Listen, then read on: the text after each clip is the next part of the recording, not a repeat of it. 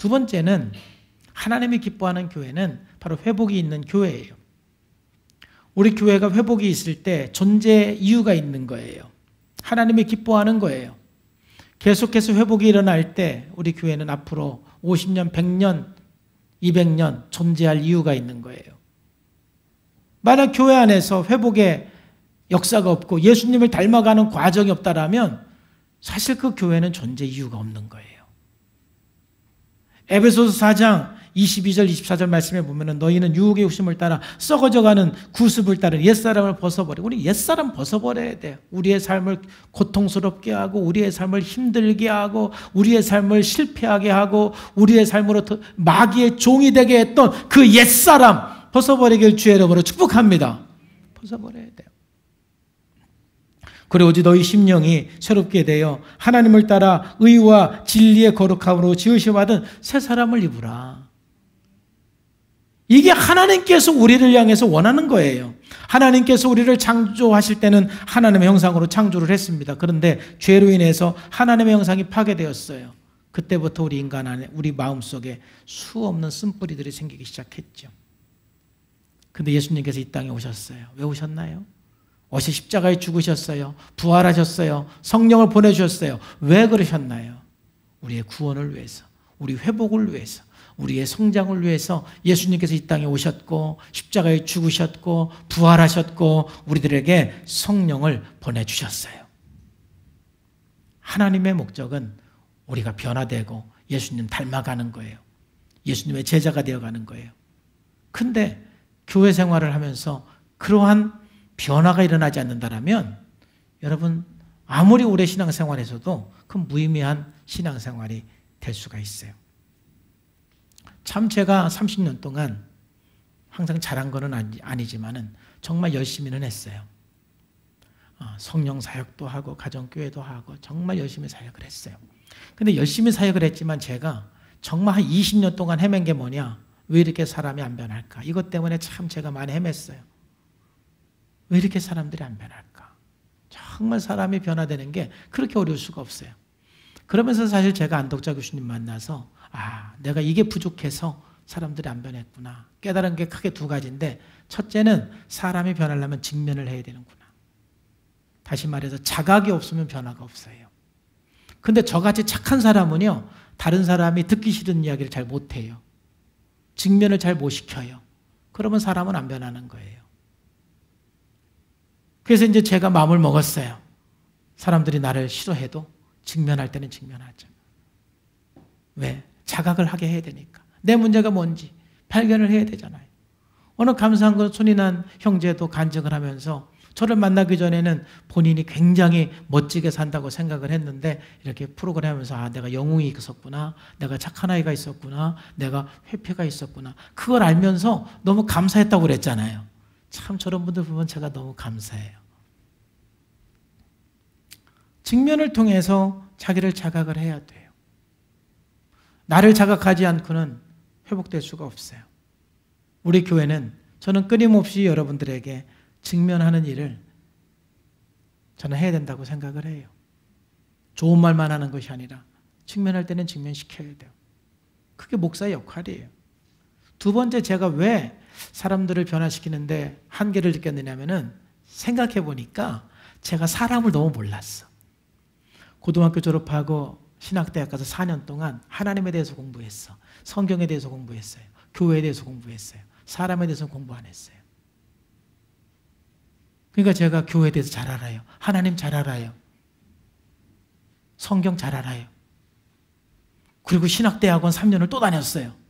신학대학원 3년을 또 다녔는데 또 그때 교회에 대해서 또 배우고 하나님에 대해서 또 배우고 또 교회에 대해서 또 배웠어요. 근데 사람에 대해서는 안 배웠어요. 그러니까 저는 신학은 공부했어요. 하나님에 대해서. 하나님에 대해서 많이 알아요. 근데 사람을 너무 모르는 거예요. 사람을 변화시키기 위해서는 사람을 알아야 돼요. 여러분, 개를 잘 키우려면 개를 알아야 돼요. 개의 특징을. 개를 모르면 여러분 개를 잘 키울 수가 없어요. 그런 것처럼 사람을 돌보려면 사람을 알아야 돼요. 근데 목사가 돼가지고 너무너무 사람에 대해서 무지했다는 것을 제가 알았어요. 그래서 이제 2012년도부터 작년까지 다른 거 안 하고 사람에 대한 공부만 했어요. 그러니까 이제는 조금 알 것 같아요. 대화 조금 해보면은 이 사람의 아픔이 뭐가 있는지, 문제가 뭐가 있는지, 어떻게 하면 좀 회복할 수 있겠는지 좀 이제 알 것 같아요. 도와줄 수가 있을 것 같아요.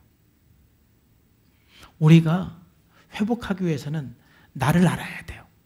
그리고 여러분 자녀들의 성장을 도와주기 위해서는 여러분의 자녀들의 약점, 강점 아셔야 돼요. 사람을 모르면 우리는 누구도 도와줄 수가 없어요. 우리 예수 믿는 사람들이 실수하는 게 그런 것 같아요. 하나님에 대해서는 굉장히 많이 알아가는데 하나님을 알라, 힘써 알라 그랬잖아요. 근데 하나님을 아는 만큼 우리는 사람도 알아야 돼요. 제가 성산교회에서 30년 목회하면서 여러분들이 회복하도록 효과적으로 돕지 못했던 것은 제가 사람에 대해서 너무 무지했기 때문에 그랬어요. 그걸 깨닫고 나니 이제 나이가 벌써 60이 돼 가요. 어쩜 좋아요.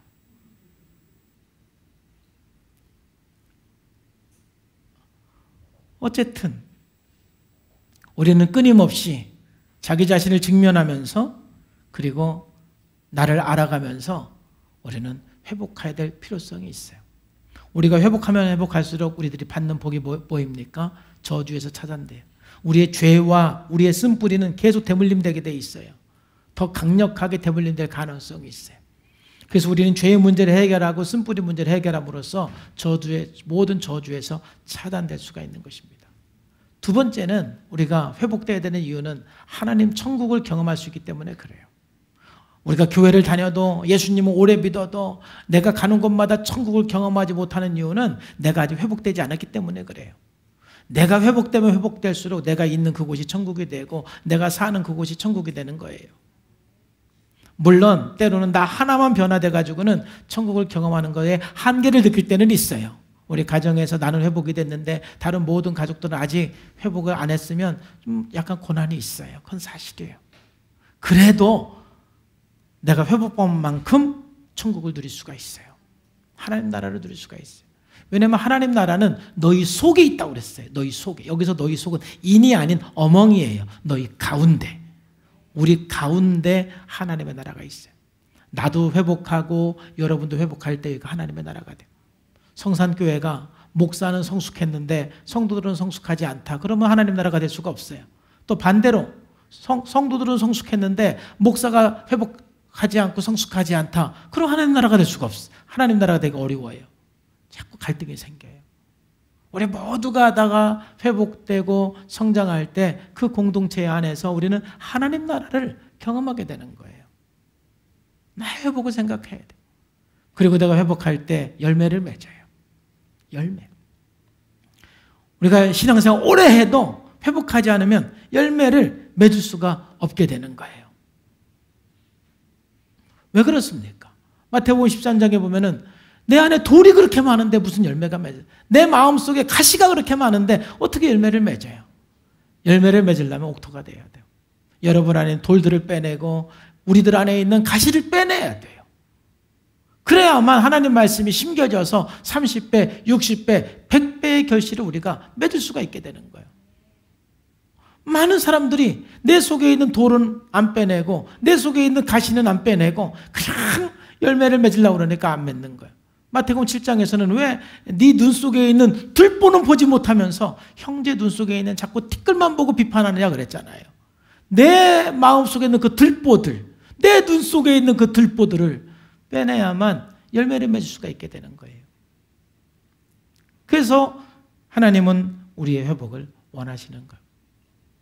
참 제가 감사한 것은 말씀드린 것처럼 우리 교회 안에 놀라운 회복들이 일어나고 있는 것을 보면서 저는 너무 자랑스럽고 너무 감사했어요. 이번 장례감사 예배 드리면서 설교를 뭐 할까 하면서 사실 오늘 하는 설교들은 여러분들은 저희가 자주 듣는 얘기잖아요. 그래서 자주 하는 얘기를 또 할까 그런 고민을 하다가 다시 한번 쭉 묵상하는데 저는 개인적으로 너무 감사했어요. 여전히 부족한 것은 있지만 그래도 우리 교회가 하나님 보시기에 참 아름다운 교회인 것 같다. 참 많은 분들이 매일매일 예수님을 닮아가고 회복하기 위해서 몸부림을 치고, 그리고 또 간증하고 목장 안에서 나누고 또 목자들 추억 모임에 나누고, 그런 모습을 볼 때마다 참 아름답다, 감사하다, 이런 생각이 들어요. 이제 우리가 하나님 보시기에 이제 막 회복되어 가는 교회로서 성장하고 있는데, 앞으로 이제 지속적으로 우리 성산교회가 한국교회 안에서 예수님을 닮아가고 회복하는 모델로서 성장해 나가고 다른 많은 교회들을 돕는 그런 교회가 되기를 주 예수님의 이름으로 축복합니다.